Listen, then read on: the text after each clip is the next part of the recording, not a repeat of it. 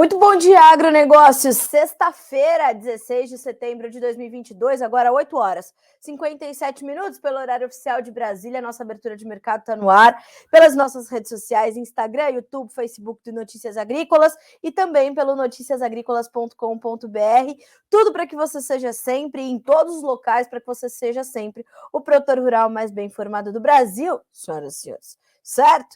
E hoje temos visita nesse Bom Dia Agronegócio, já.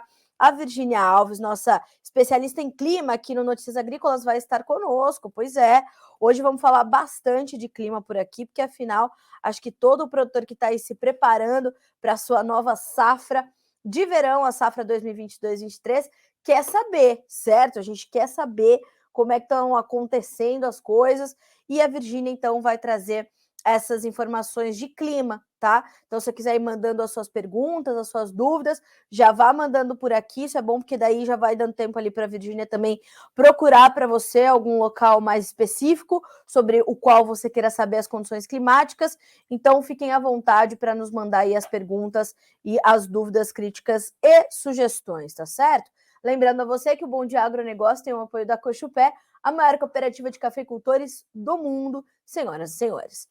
Bom, vamos começar com os preços. Hoje é dia de baixa, tá? Para todas as commodities, todas elas estão no vermelho, à exceção do petróleo, tá? Então já a gente vai falar sobre ele. A gente vai começar com os grãos na Bolsa de Chicago. Soja, 14 dólares e 48 cents por bushel, 0,1% de queda. Milho, 6 dólares e 74, tem 0,3% de baixa.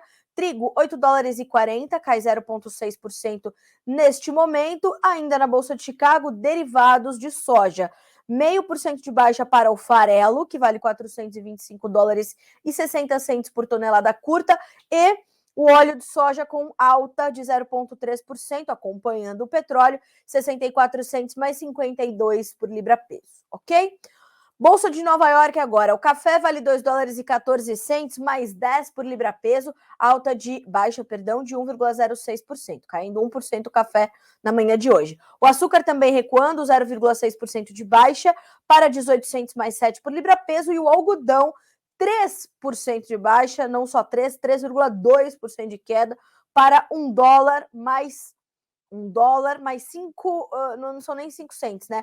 1 dólar por libra-peso, vamos colocar assim, 1 dólar e um pouquinho por libra-peso, tá? Então, atenção, a coisa é séria aqui para o algodão. Petróleo, como eu disse, está em alta. O WTI sobe 0,9% para valer 85 dólares e 88 por barril. E se a gente dá uma olhadinha no Brent, que é referência para a Petrobras, e para o quadro global de oferta e demanda, 91 dólares e 97 centes por barril, a alta é de 1,3% na manhã de hoje. O gás natural, em contrapartida, cede, cai agora 1% na manhã desta sexta-feira. O ouro cai 0,3%, a prata 1,2% de baixa e o cobre tem 0,3% de queda, tá? Lembrando que precisamos também observar os demais grupos de commodities, né, as energéticas e metálicas, para entender como é que as nossas commodities agrícolas vão se comportar. O dólar index hoje sobe, me parece ser um dia de um pouco mais de aversão ao risco essa sexta-feira. Nós temos alta de 0,3% para o dólar index, que volta a 109.722 pontos, depois de ter testado ali na semana passada um pouco mais de 110 mil pontos na máxima de 20 anos, voltou a recuar e agora passa a subir novamente e se aproximar de novo dos 110 mil pontos, tá? Com esse giro, eu vou direto para entender ali o encerramento da semana pelo meu amigo Eduardo Vanin, analista de mercado da Agriinvest Commodities, e trazer aquele resumo que ele faz com financeiros e fundamentos para as agrícolas, tá? Vamos trazer aqui para vocês, ó. Primeiro vamos dar uma olhadinha na bolsa de Dalian, né? Mercado futuro chinês, como é que fechou a semana? Baixa para o farelo, baixa para o óleo, alta para o milho, tá?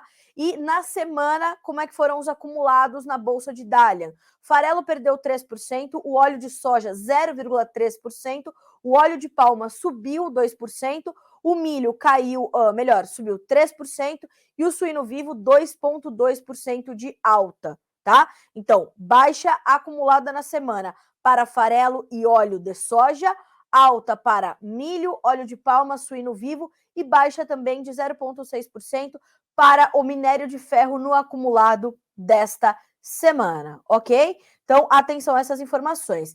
E os índices acionários também recuam na manhã dessa sexta-feira, 16 de setembro. Olha só o que diz o Vanin, abre aspas, o sell-off das bolsas continua. A Casa Branca conseguiu evitar a paralisação geral dos ferroviários, isso foi uma grande notícia essa semana. O dólar index, que é o dólar frente a uma cesta de outras moedas, né? Frente a um grupo de outras moedas também relevantes, principalmente emergentes, né?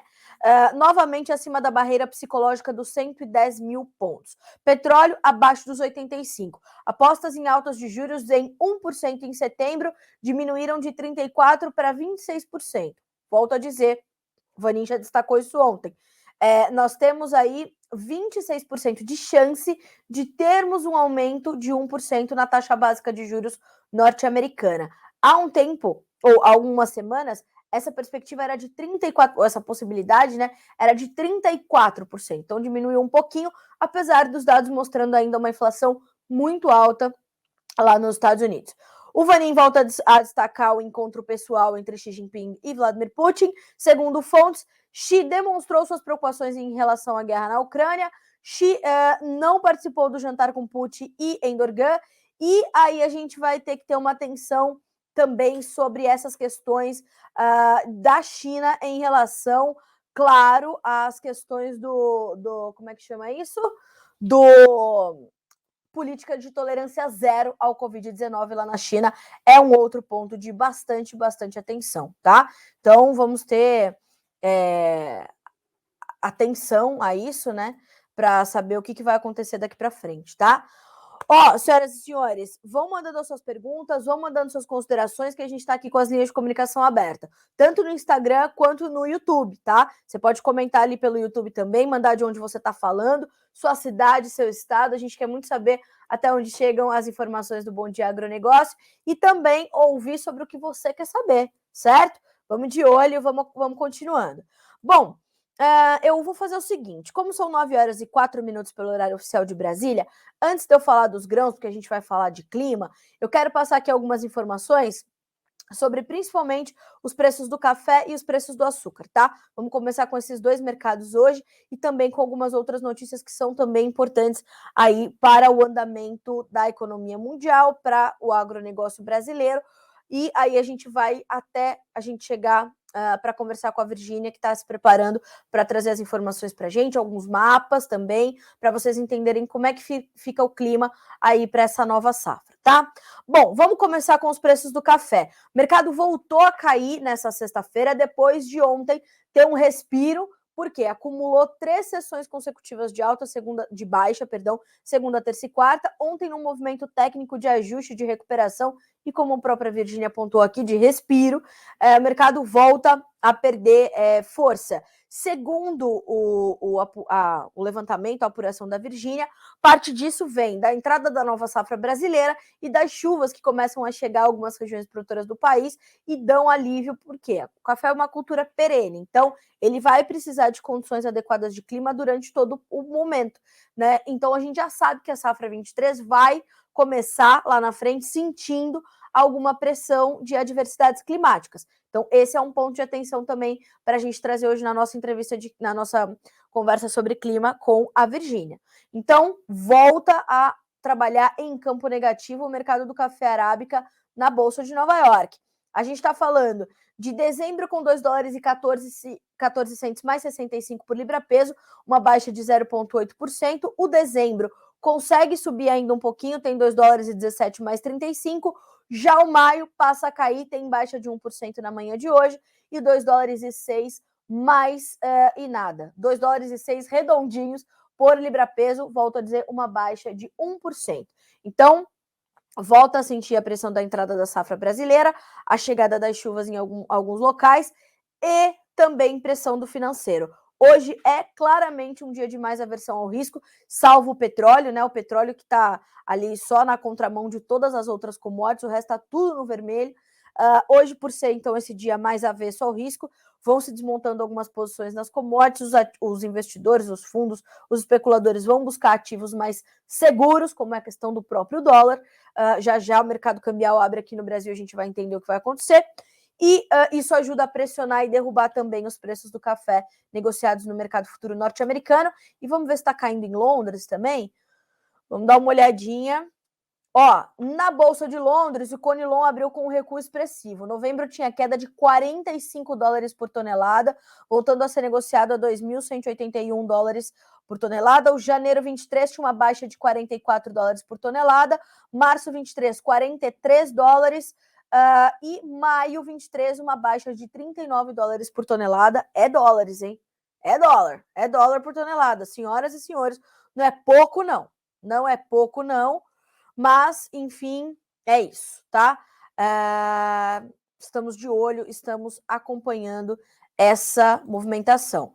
Atenção, você que está fazendo negócios com o café nesse momento, não desvie as atenções do câmbio, tá? É por ali que você vai conseguir ajudar a dar uma ajustada no seu, equilibrada, né, na formação dos seus preços, tá? É muito importante que você acompanhe essa questão, claro, também do câmbio aqui no Brasil, tá? Vamos ver se a gente já tem abertura. Eu acho que já temos. R$ 5,26 é a cotação da hora, 0,4% de alta para o dólar nessa manhã de sexta-feira, 16 de setembro de 2022. Agora, 9 horas e 22 minutos. 9 horas e 8 minutos. Eita, Carla Mendes, doida. Bom, falamos do café. Vamos passar para o açúcar. Inclusive, semana que vem, Jonathan Simeão vai estar conosco aqui no Bom Dia Agro.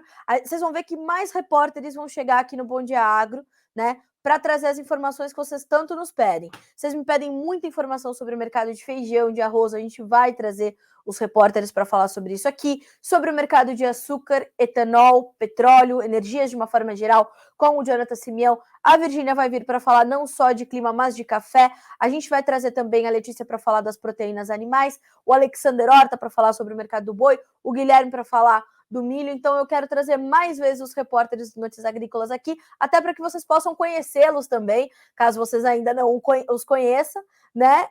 Vocês vão ver mais eles por aqui, tá? Então a gente vai fazer essa interação mais frequente com a nossa redação, com a redação do Notícias Agrícolas. Feito? Vamos dar uma olhadinha no mercado de açúcar, senhoras e senhores. Olha só, o mercado está recuando, acompanha o movimento das demais commodities, acompanha esse movimento e reflete este movimento de realização de lucros, mas também sente né, essa pressão que chega com o avanço da safra brasileira, além das movimentações na Índia. Nessa semana, a Índia trouxe a notícia de que vai colocar para ser exportada cerca de 5 milhões de toneladas de açúcar. Deixa eu buscar aqui, recuperar essa informação. Aí eu consigo dar mais detalhes para vocês. Mas esse é um fator de pressão sobre os preços do açúcar, e a gente tem visto isso pesar efetivamente sobre as cotações, né? E não é de hoje, né? A gente já vem sentindo esse peso já há um tempo. Deixa eu buscar aqui. Quero muito dividir essa informação com vocês. Aqui. Índia deve permitir 5 milhões de toneladas de açúcar para exportação em primeiro tranche na nova safra. Olha só, a Índia já está pronta para permitir a exportação de 5 milhões de toneladas de açúcar na primeira tranche para o novo ano de comercialização a partir de outubro. Abre aspas para uma das fontes que foi ouvida pela Reuters, mas que não quis se identificar. A permissão para exportar 5 milhões de toneladas de açúcar está prevista para as próximas semanas, e assim que tivermos uma noção melhor sobre a produção do próximo ano, poderemos permitir mais 3 a 5 milhões de toneladas para exportação. Embora seja um pouco cedo para se ter uma ideia clara sobre a produção do próximo ano lá na Índia, as primeiras estimativas sugerem que a produção de açúcar 22-23 ficará em torno do recorde desse ano, de 36 milhões de toneladas. Em 1º de outubro de 22, quando a nova temporada começa, os estoques de passagem das usinas da temporada anterior são estimados em 6 milhões de toneladas, contra 8 milhões na temporada anterior. Então, toda essa movimentação vai pesar naturalmente sobre as cotações do açúcar na Bolsa de Nova York, vai influenciar a formação dos preços aqui e também influenciar a decisão das usinas ali na hora de definir o seu mix etanol açúcar, até porque a recente movimentação também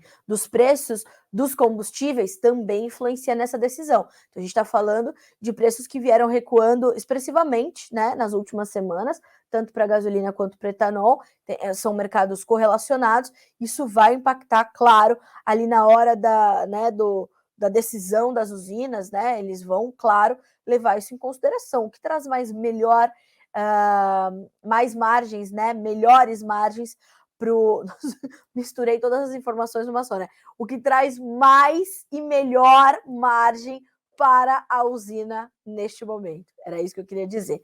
Senhoras e senhores, agora 9 horas e 12 minutos. Passamos pelo mercado do açúcar, passamos pelo mercado do café e vamos passar, antes da gente chamar a Virgínia, pelo mercado do boi gordo, tá? Vamos trazer aqui uma informação importante, com principalmente as médias trazidas e apontadas ali pelo aplicativo Agro Brasil, gentileza do meu amigo Daniel Lopes e do meu amigo Caio Junqueira, idealizador desse aplicativo, que funciona como? Você vai baixar o seu aplicativo, Agro Brasil, com Z de Zebu, em qualquer loja de aplicativo. Tem para iOS, tem para Android, e aí é sucesso. Você vai registrar ali os seus negócios, né? Então, as pessoas que hoje já estão usando o aplicativo do Agro Brasil, aliás, deixa eu colocar aqui para vocês, deixa eu ver se eu consigo mostrar, né?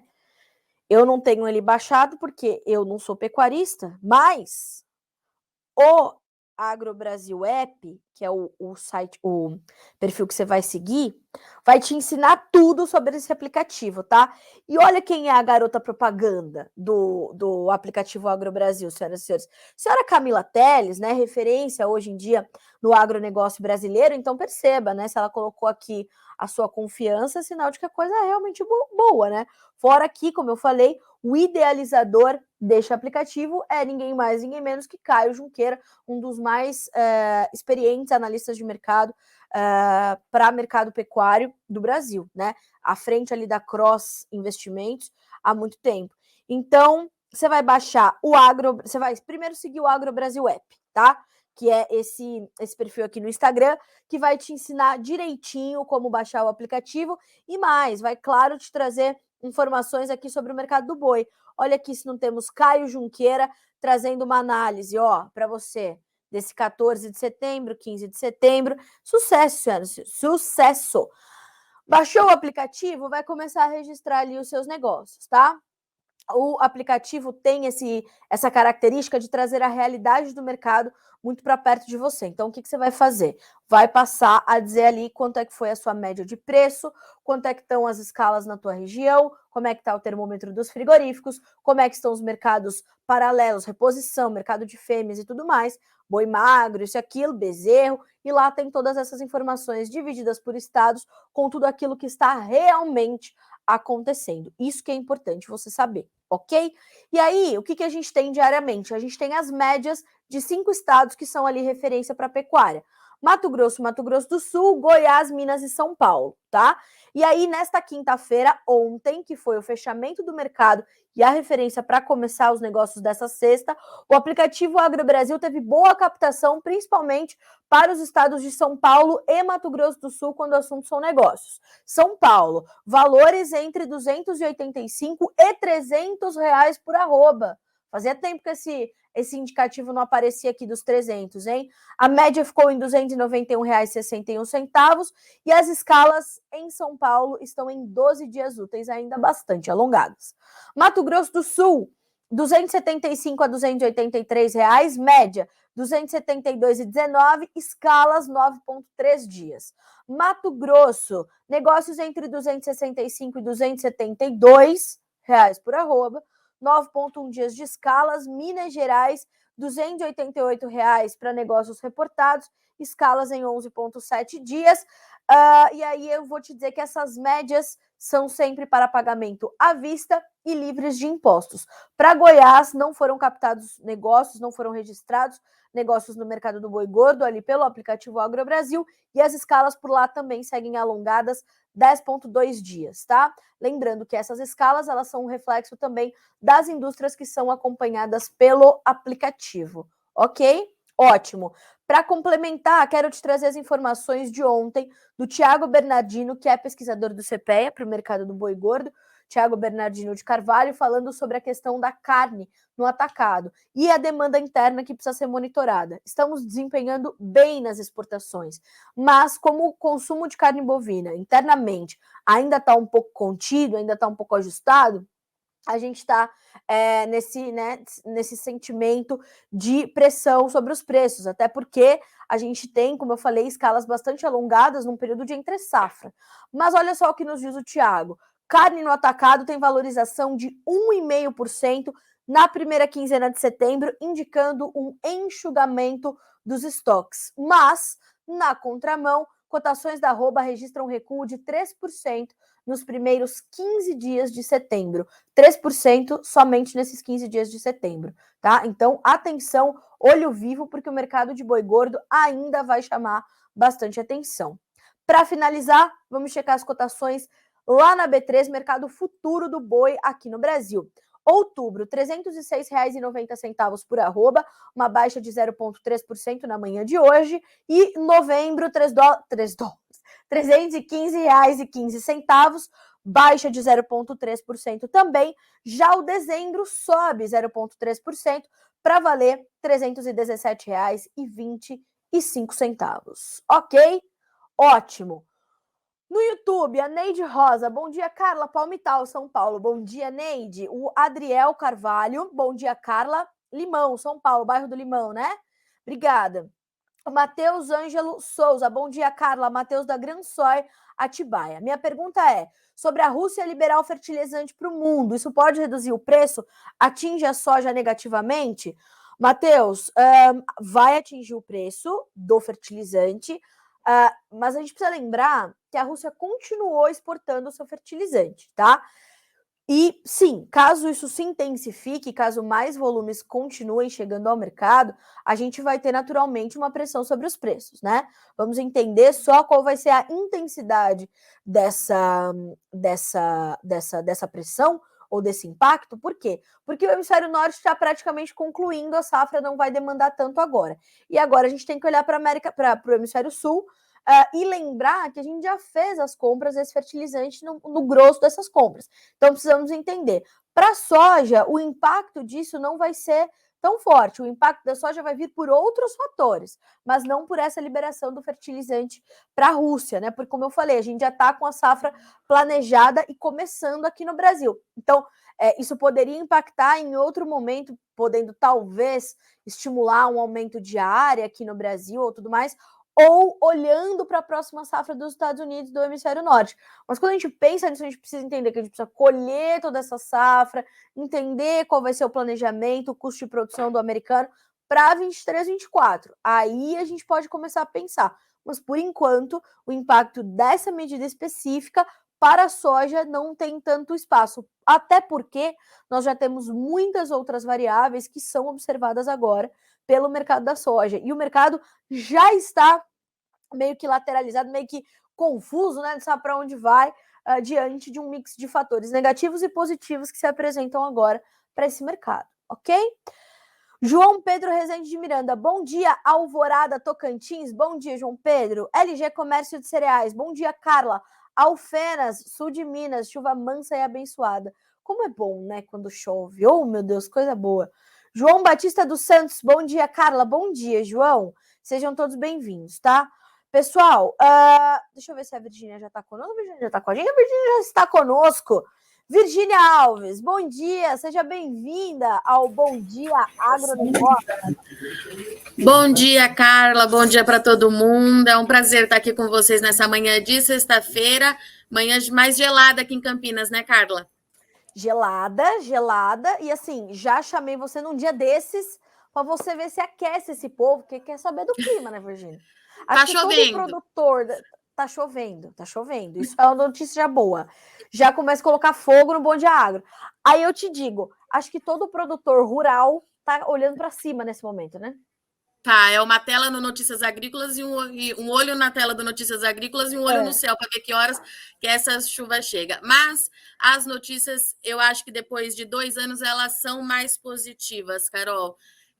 Ainda não é aquela chuva que a gente quer, aquela chuva pegadeira, como é que vocês falam sempre, que o produtor fala sempre, mas a atmosfera já está mudando, a gente tem dados aqui atualizados do IMET nessa manhã, já começou a chover no centro-oeste, chove no sul de Minas, nossa produtora acabou de falar que está chovendo em Alfenas, está mesmo, já choveu no sul de Goiás, Mato Grosso do Sul. Eu tenho um mapa aqui das últimas 24 horas. Vamos ver se eu consigo mostrar para vocês.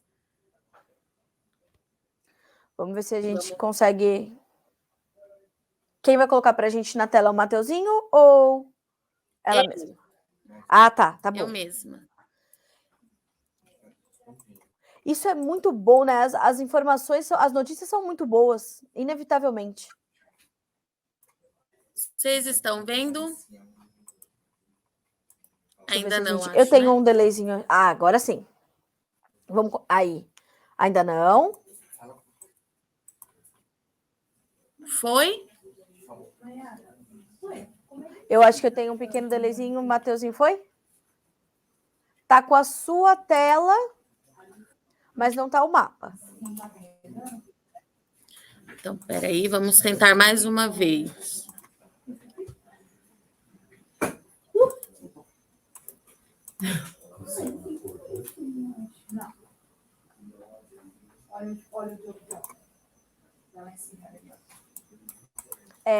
Ainda tá a tela do Notícias, Vi.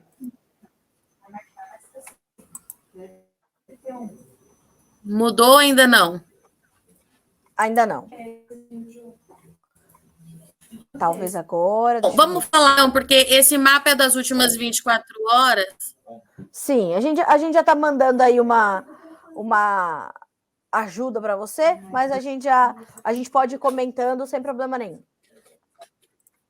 Tá, nas últimas 24 horas, o que a gente teve, então, Carla? A semana ela foi marcada pelo avanço de uma frente fria, trouxe bastante instabilidade ali para o centro-oeste, para o sudeste, e os modelos do INMET para as últimas 24 horas mostram chuvas aí até de 20 milímetros no Mato Grosso do Sul, extremo sul de Goiás, Mato Grosso, sul de Minas, São Paulo e também no centro-norte do Paraná. Ainda não é aquela chuva generalizada, vai demorar um pouquinho ainda para ela acontecer, mas fato é que está chovendo, é um cenário muito diferente do que a gente observou, por exemplo, no ano passado, porque nesse ano, pelo menos, os modelos eles estão mantendo a previsão.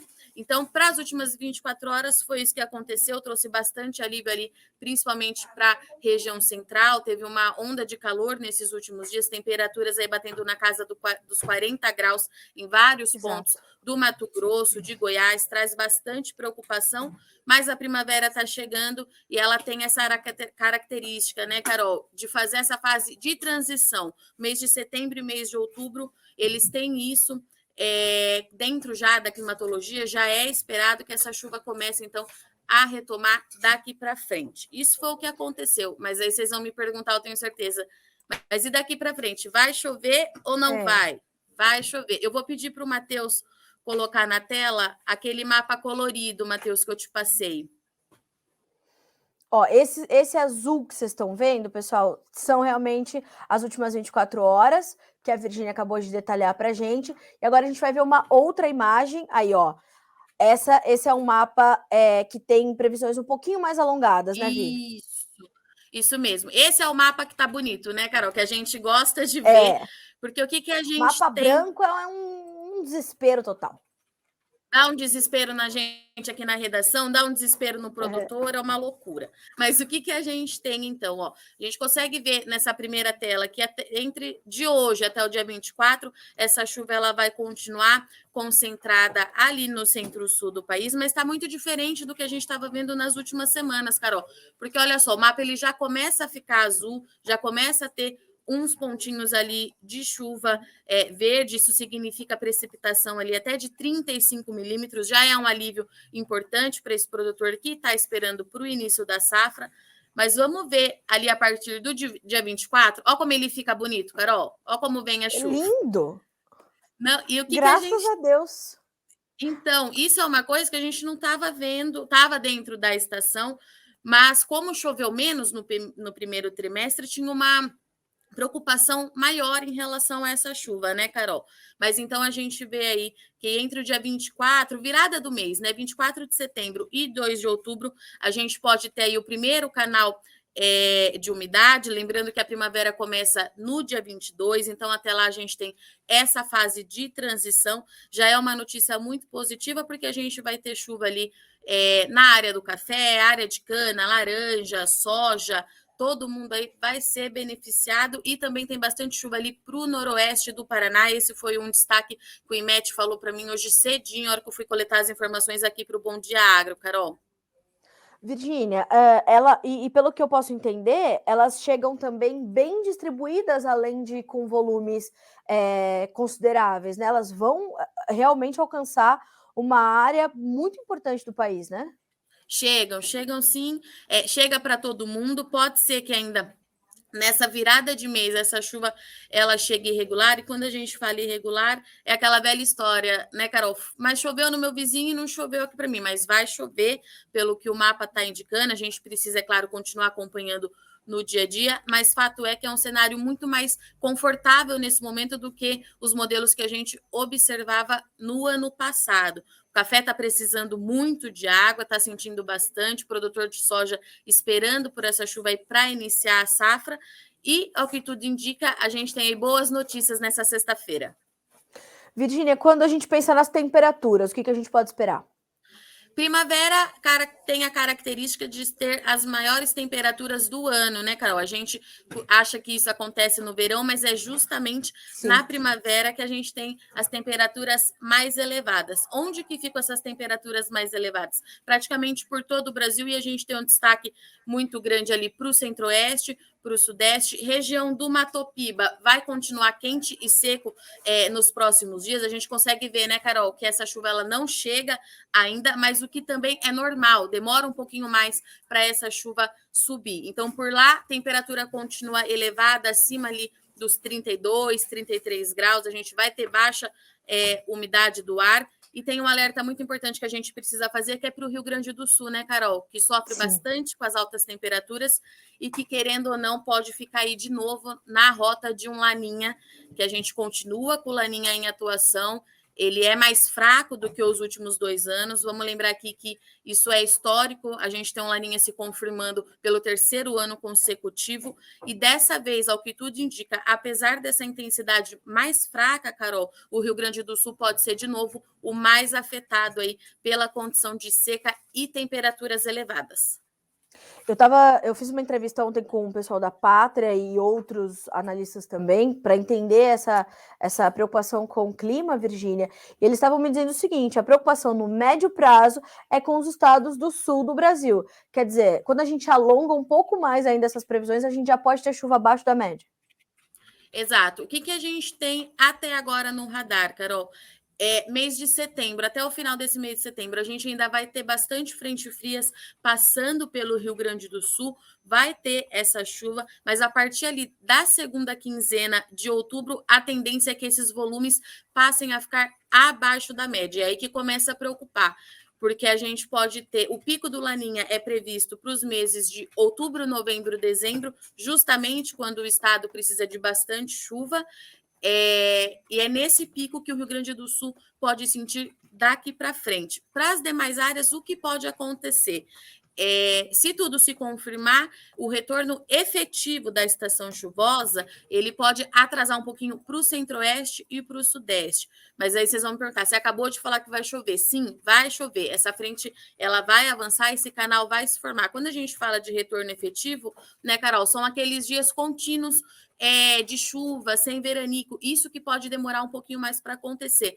Mas ainda assim, a maior preocupação é Rio Grande do Sul, porque a estiagem pode ser, de novo, mais intensa e mais forte por lá, Carla. Virgínia, a gente tem algum outro alerta que a gente precisa trazer para o produtor nesse momento, porque ele está começando o plantio, mas no começo da nossa conversa você falou, né? Depois de 2 anos, parece que as notícias são melhores. Ainda assim, tem algum outro ponto de atenção, de alerta que a gente tem que colocar ali para o produtor deixar ele seguro de que isso também pode acontecer? Ele tem que tentar mitigar os efeitos desses problemas? Eu acho que nesse momento, né, Carol, o que a gente precisa é de um produtor com muita cautela, porque essa chuva ela vai chegar, vai trazer alívio, principalmente ali para as regiões que estão sofrendo bastante com as altas temperaturas e tempo muito seco, mas ainda é uma chuva irregular. Então a gente precisa acompanhar no dia a dia, como eu disse, e você pontuou agora, os modelos estão indicando isso há algumas semanas já, essa chuva para a reta final desse mês, né? Mas ainda assim é uma chuva irregular e cada produtor vai ter que lidar, como a gente fala sempre, né, Carol? É muito particular. As chuvas elas vão chegar ainda de forma muito irregular e tem que ter muito cuidado para não fazer o plantio e depois ter alguns dias sem chuva e que a gente sabe que também não é legal, né, Carla?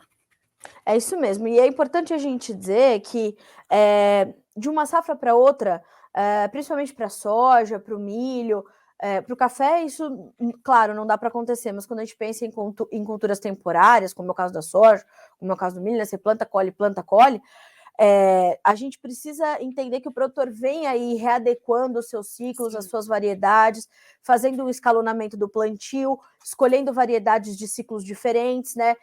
Variando isso, então trazendo um pouco ciclos precoces, ciclos médios, ciclos mais alongados, para justamente tentar fugir dos impactos dessas questões climáticas. Isso é muito sério. Agora, você falou do café. O café não tem como fazer isso. O café é uma cultura perene. E a gente está finalizando essa safra 22 e me parece que a gente vai para a safra 23, Virgínia, já carregando alguns problemas de clima para 23 e que já podem, inclusive, mexer com o potencial produtivo, não é isso? É isso mesmo. E uma safra de 2022 muito frustrante para o produtor, né, Carol? Porque a gente esperava que 2022 se aproximasse ali pelo menos do que foi 2020, ano de recorde, tanto em produção, mas em qualidade de café. E realmente a gente chega para a safra 2023 com um problema muito sério de clima, déficit hídrico chamando bastante atenção ali nas principais regiões produtoras e para o café, já que ele não tem essa opção, né, Carla, de escolher novas cultivares a cada ano, de fazer essa rotação, a indicação tem sido tecnologia de irrigação para tentar mitigar um pouquinho desses danos. O que a gente tem é que os efeitos das geadas a gente ainda pode sentir em 2023 e a gente se preocupa muito com geada no café, mas a temperatura muito baixa também traz muito problema, né? Então, 2022 nós não tivemos geada de fato, como aconteceu naquele 20 de julho de 2021, mas as temperaturas elas ficaram baixas, então é aquela conversa, né? A gente tinha há 2 meses atrás, como 2023, uma potencial recuperação aí para o café arábica. Agora a gente vai ter que esperar mais um pouquinho, porque a Fundação Pro Café já alerta aí déficit hídrico na Alta Mojana, sul de Minas, Cerrado Mineiro, as principais regiões produtoras de café arábica do país. Enquanto isso, o Conilon vai indo bem, né, Carol? Choveu, uma safra que deve ser recorde por Conilon, se não for recorde, deve ficar muito perto disso, se aproximar ali de 21 milhões de sacas, é bastante coisa para o Conilon, e de novo o Conilon vai ser colocado aí nesse mercado para suprir a necessidade do café arábica, Carol. Bom, a gente vai acompanhar, muito bom a gente complementar as informações também sobre o mercado do café. Virgínia, obrigada por estar aqui conosco, por nos trazer essas perspectivas e principalmente essas boas notícias, né? Inclusive, isso já está batendo no preço, soja já está cedendo, já olhando para essa condição climática mais favorável aqui no Brasil, e a gente espera que realmente a gente possa compensar preços que podem vir a ser menores ali no caso da soja, por exemplo, com melhores produtividades, que é isso que o produtor quer, ele vai conseguir com certeza ali fazer as suas contas. E para o café, vamos rezar que essas chuvas cheguem aí para essas regiões de alerta da Fundação Pro Café, que as coisas comecem a mudar, porque para o cafeicultor não sabe mais o que pode acontecer com ele, né? Aconteceu tudo, né, Carol? Tudo que não podia acontecer nos últimos 2 anos, que a gente fala, não é possível que isso vai acontecer. Aconteceu. Mas aconteceu. É isso. Eu acredito que o pior já tenha passado. Vamos continuar na torcida. Obrigada, Carol, pelo convite. Só chamar que a gente vem atualizar o pessoal aí pelo clima. Eu já prometi, semana que vem tem mais, aí já prometi outros repórteres, prometi mais café, então virem-se. A gente vem, semana pode que deixar. Vem tem mais. Um beijo. Obrigada, Vi. Bom dia de trabalho para você. Um beijo. Até daqui a pouco. Senhoras e senhores, Virgínia Alves, nossa especialista em clima e café aqui no Notícias Agrícolas, trazendo boas notícias, hein? Boas notícias. Temos aí uma perspectiva muito positiva para pelo menos esse início. de plantio da safra 22-23 de soja. Precisamos lembrar também que nós temos alguma preocupação com o médio prazo, porque estamos na rota do Laninha pelo terceiro ano consecutivo, como pontuou a Virgínia. Isso é completamente importante da gente monitorar, tá?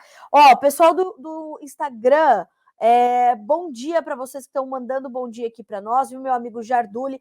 Aliás, se você não viu a live com o Jarduli lá no @jornalista da soja que aconteceu nessa quarta-feira, vá direto para lá, porque foi, olha, uma live sensacional. A gente falou muito sobre esse início de plantio, da perspectiva, claro, da sua frota, das suas máquinas e implementos. Eu sugiro, meu amigo, que você acompanhe essa live, porque o Jarduli deu dicas muito, muito preciosas, mas deu muitas lições de vida também, viu? Foi uma das entrevistas mais legais que eu já fiz aí nos últimos anos. Vale a pena você conferir. E o Jarduli, direto de Porto Ferreira, aqui no interior de São Paulo, mandou um recadinho aqui pra gente. Estou até buscando essa informação, mas vou deixar para vocês aqui nos comentários, ó, @jornalista da soja. E a gente já está separando os melhores momentos para entrar aqui nas redes sociais do Notícias Agrícolas, tá? E você poder acompanhar, então, esses melhores trechinhos aí. E vai virar notícia aqui também, essa live da última quarta-feira, no Jornalista da Soja. Semana que vem é o Nivaldo Forastieri, produtor rural lá no Paraná, terceira ou quarta geração de produtor. O Nivaldo é muito atuante, né? E a gente vai falar com ele também sobre essas perspectivas. A gente está fazendo ali uma série de lives desse início de safra, e no dia 22 tem uma live com o pessoal do Agrobid para continuar o projeto deles, Operação Plantio, para a gente tratar desse início dos trabalhos e tudo mais. Aí conosco lá na live do Agrobid vai estar meu amigo Matheus Pereira, diretor da Pátria Agronegócios. Vamos falar dos mercados de soja, porque já sabemos como é que está o clima para o Brasil. Aliás, eu vou te deixar aqui, ó, vou colocar na tela, uma matéria que nós fizemos ontem, tratando só dessa questão climática e das perspectivas que estão propostas aí, né, para a nossa safra 22-23. Deixa eu ver se já está aparecendo para vocês. Então, logo seja possível. O Mateuzinho já vai permitir, a gente vai conseguir ver.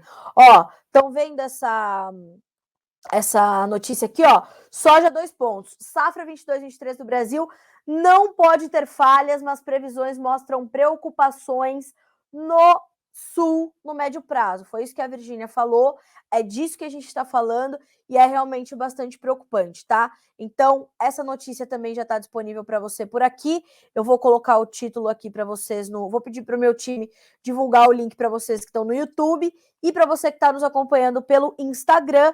Vou deixar aqui o título, ó, e o caminho. Menu, notícias,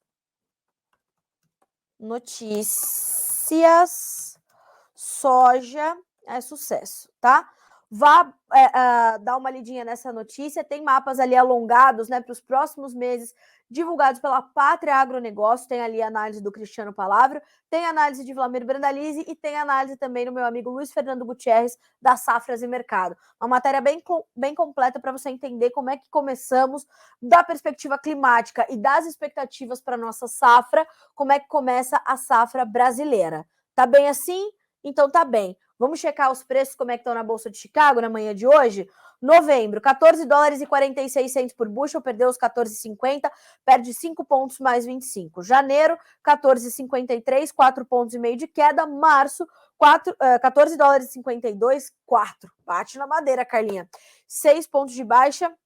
Maio 23, 14,52 também. Lembrando que o março e o maio são referências importantes para a nossa safra, tá? E o maio perdendo agora $6. Carla Mendes. 6 pontos mais 25, né? Eita. Bom, o que está influenciando a soja? Como eu falei, né? Ontem o Marcos Araújo deu entrevista para nós, analista da Agriinvest, no fechamento do mercado, e ele dizia, ó, a gente tem mercado com fundamentos positivos e negativos na sua frente e tentando definir uma direção.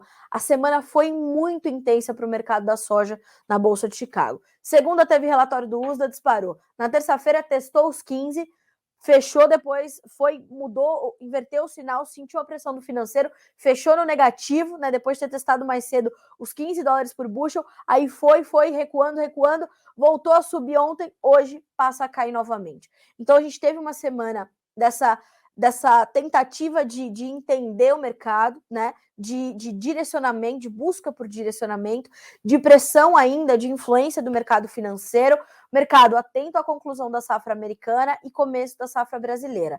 Lá nos Estados Unidos, a colheita está prestes a começar, vamos entender qual é o tamanho real da safra, lembrando que já não falamos mais numa safra recorde, falamos inclusive numa safra que pode ser menor do que a do ano passado, de menos de 120 milhões de toneladas. Aqui para o Brasil, continuam as perspectivas de uma safra muito positiva, um aumento de área considerável, a gente deve cultivar com soja mais de 42 milhões de hectares na safra 22-23, é um recorde de área, devemos ter aumento de produtividade, tudo isso caso o clima colabore conosco. O início de plantio da safra 22-23 é o melhor dos últimos 2-3 anos, né? O ambiente climático há muito tempo não era visto como tem sido visto na manhã dessa sexta não, nesse começo de safra. Então, já terminou o vazio sanitário em alguns outros estados ontem, hoje já pode ter plantinha germinada ou começar a plantar. Então, é para frente que se anda, né? Vamos entender, faça tudo aquilo que estiver ao seu alcance para mitigar os efeitos do clima e vamos acreditar, né? É isso que a gente tem que fazer nesse momento. Paralelamente, o produtor brasileiro precisa ter um planejamento comercial completamente detalhado, entendendo que pode ter problemas de clima. A gente está falando de preocupações no médio prazo, a gente está falando de um terceiro ano de laninha, isso é histórico, isso precisa estar na tua conta, tá? Porque o seu custo de produção, aquilo que você está colocando na terra, está caríssimo. A terra está custando caro também para você que arrenda, por exemplo. Então, é planejamento comercial. Atenção ao dólar, tá? Muita atenção ao dólar, completamente volátil, são R$ 5,27 agora, com 0,5% de alta, e também aos prêmios, a movimentação da comercialização, tudo isso precisa estar na conta. Ok? Ótimo. Olha só este comentário de Eduardo Vanin. Nas últimas 2 semanas, os prêmios do milho e da soja no PNW, que são ali os portos do Pacífico, nos Estados Unidos, permaneceram muito altos quando comparados aos do Golfo, um claro efeito da possibilidade de greves. A gente tratou disso a semana inteira, da possível greve dos ferroviários nos Estados Unidos.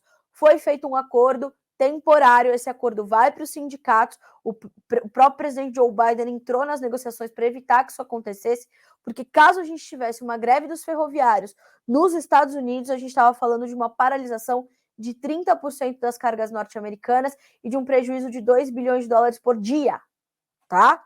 É muito sério. Então, a gente teve todo esse quadro e a gente teve essa movimentação dos prêmios, portanto, melhorando para o Pacífico, diminuindo para o Golfo, tá? Para a soja, as ofertas que estão vindo dos portos do Pacífico, do PNW, para outubro, novembro e dezembro, estão 60 centavos acima da Argentina custo e frete China. Então, a Argentina estava vendendo muita soja para a China, mas com essa diminuição dos prêmios, os Estados Unidos voltaram a ficar competitivos e a China vai então fazer algumas compras lá no mercado futuro norte-americano, no mercado norte-americano. A China avançou bem na cobertura de sua necessidade de soja para outubro e novembro. Outubro cobriu 80% e novembro 62%. Nessa semana, a China comprou de forma mais diversificada. Comprou mais barcos na Argentina para outubro, comprou no Brasil para outubro também e comprou no Golfo para dezembro. As margens por lá continuam boas para a janela de outubro a dezembro, somando os bases do farelo no mercado doméstico chinês. Então, perceba, a gente tinha uma preocupação, o mercado todo tinha uma preocupação muito forte com a demanda e o comportamento da demanda. Certo que ela está mais escondida do que em outros anos, isso é um fato. Mas é importante dizer também que tão logo a China se viu necessitando de soja, ela veio ao mercado, veio pagando o que o mercado estava oferecendo, só foi, claro, diversificando ali as suas compras para garantir o seu abastecimento. E está 80% coberta para outubro e 62% para novembro. Quer dizer, ainda precisa cobrir 20% para outubro e 40% ou 38% para novembro. E precisa vir a mercado para fazer essas compras. Neste momento, é natural, tradicional e sazonal que os Estados Unidos sejam mais competitivos. Isso é normal. Mas a gente vai ter que começar a entender onde é que essas contas vão fechar melhor. e entender como é que os nossos prêmios vão se comportar para ver como é que a nossa competitividade vai se dar frente aos produtos da Argentina e dos Estados Unidos. Lembrando que, para a Argentina, a competitividade ela quase que tem data marcada para terminar. 30 de setembro, que é quando vai viger o dólar soja. Depois disso, a gente vai ter que se perguntar, quanto é que vai custar a soja argentina? O produtor vai querer vender sem ter o câmbio dele ali certinho, lastreado, bonitinho, garantido? Até quando o governo argentino consegue bancar esse dólar de 200 pesos para $1, né, para o dólar soja? E, mais do que isso, o ministro Sérgio Massa e o governo Alberto Fernandes mais Cristina Kirchner vão topar fazer uma extensão dessa medida até 31 de outubro, que é o pleito das associações de classe, o pleito inicial, né? Porque se estender até 31 de outubro, vai estender, vai pedir. Até quando o governo argentino tem fôlego para fazer isso? E neste período em que estiver vigendo o dólar soja, quanto do programa de exportação brasileiro e americano vai tirar a Argentina? Tudo isso precisa estar na conta. Então não dá para a gente saber amanhã ou depois como é que vai ser essa demanda. A gente vai ter que acompanhar dia a dia, ok? Isso é líquido certo. Sobre a Argentina, é isso que a gente vai ter que monitorar. Vamos ver se a gente consegue fazer um balanço hoje dessas vendas aí dos últimos 11 dias, né? O dólar soja começou a valer no dia 11, já foram vendidas mais de 3, 4 milhões de toneladas de soja por lá. A Argentina se mostrou muito competitiva, mas os preços estavam caindo aí nos últimos dias. E com essa movimentação dos prêmios americanos, tivemos essa mudança, portanto. Atenção, tá? Muito importante você monitorar essa questão Argentina-China, China-Estados Unidos, para entender para onde está indo a sua competitividade e como você pode se planejar. Feito? Esse é o quadro da soja. Milho, nesse momento, tem baixas em Chicago, a gente está falando de $6,74 para o dezembro, março com 6,79, mesmo preço para o maio, 6,79, e o julho com $6,72 por bushel, todos os principais contratos perdendo entre 13,5 e 3 pontos mais 75, tá? Então, o milho, vamos olhar a B3 também, que é uma referência mais próxima para a gente. Hoje em queda, temos aí o novembro com R$ 89,86, o janeiro R$ 93,85 por saca, março R$ 96,20, maio R$ 96,24, as baixas variam de 0,1% a 0,3%. Ainda estamos falando de preços bons para o milho brasileiro, tá? Por que a gente tem os vencimentos mais alongados acima dos 90? Porque vamos bem na exportação, bons lineups, boas perspectivas, e a gente precisa entender que a gente vai ter uma safra menor de verão. Estamos diminuindo a área de milho verão para destinar a soja. O ataque de pragas, em especial a cigarrinha, tem motivado muito esse movimento. Então, a gente precisa olhar para tudo isso. E precisamos olhar, claro, para o comportamento do consumidor, né? Como é que vai ser? O consumidor externo vai continuar buscando milho aqui, vai buscar milho dos Estados Unidos, vai buscar milho aonde, né? E uma outra informação importante sobre o milho ela também vem da Argentina. Ó, seca mais severa em décadas na Argentina posterga início do plantio de milho, tá? Então, a Argentina também vai dar uma escorregada ali na hora da safra nova de milho por conta do clima. E lembrando, se este Laninha se confirmar, ele não chega só para o Brasil, ele chega também para Paraguai e Argentina, ok? Atenção, senhoras e senhores, porque ainda vamos ter fortes emoções, certo?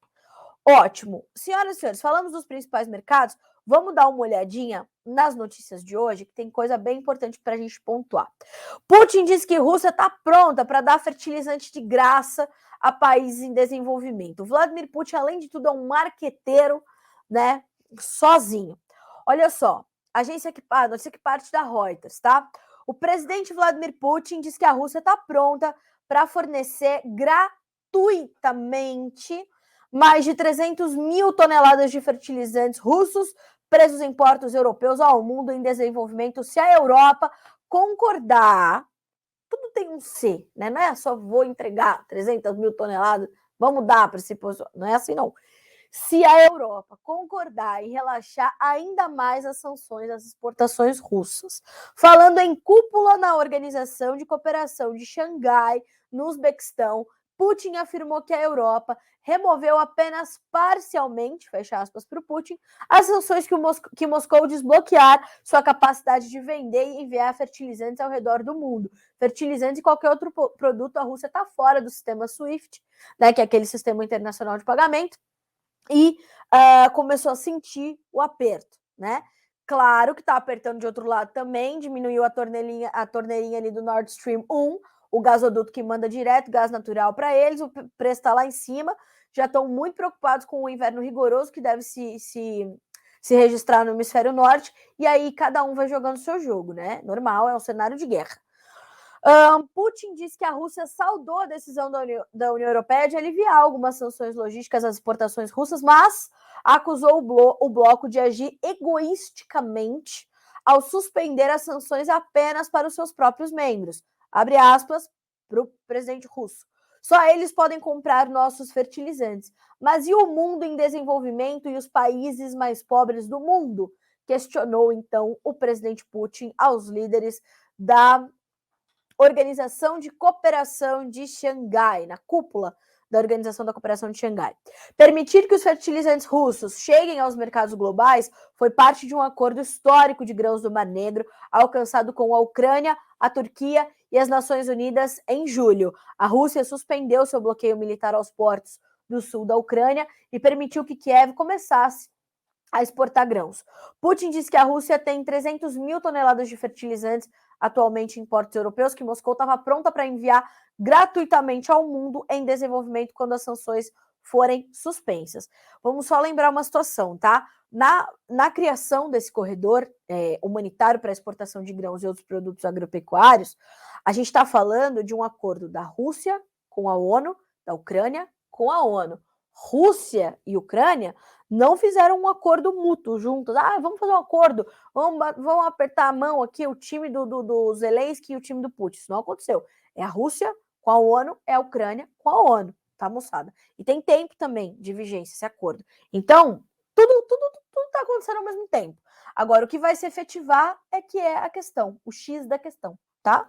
Starbucks avança para o Nordeste do Brasil e terá cafeteria em Salvador em 2023. É o café brasileiro se expandindo de forma muito popular, né? De forma até pop, realmente, com cafeterias como a do Starbucks. E é bom que chegue realmente a todos os cantos do país, que ultrapasse as fronteiras do país e a gente leve o nosso café para todo canto. Tem um Starbucks em cada ponto do mundo, né? Então, e aliás, nos Starbucks fora do Brasil é muito comum a gente ver referências ao Brasil, né?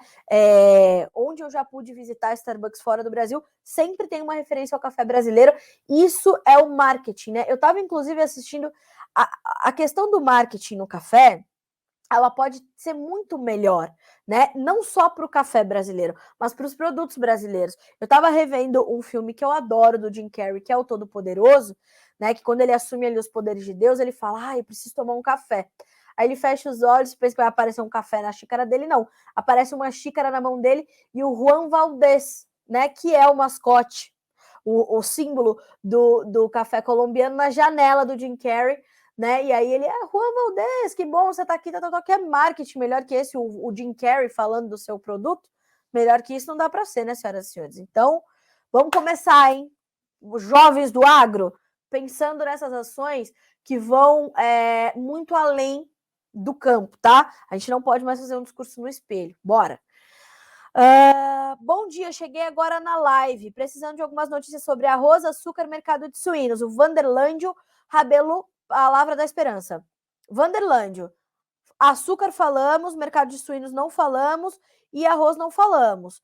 E hoje eu não vou conseguir te atender porque o meu tempo tá aqui, ó. Meu editor já tá me olhando com olhos de nervoso, mas já tem todas essas informações disponíveis para você aqui no noticiasagricolas.com.br e a gente te deixa tudo disponível por aqui e já vou deixar as suas demandas em prioridade para a edição dessa segunda-feira. Pode ser assim?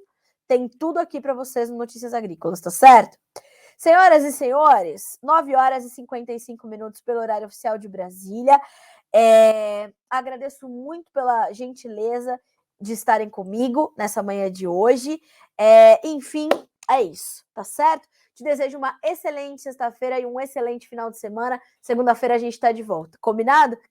Até lá, continue conosco aqui no Notícias Agrícolas.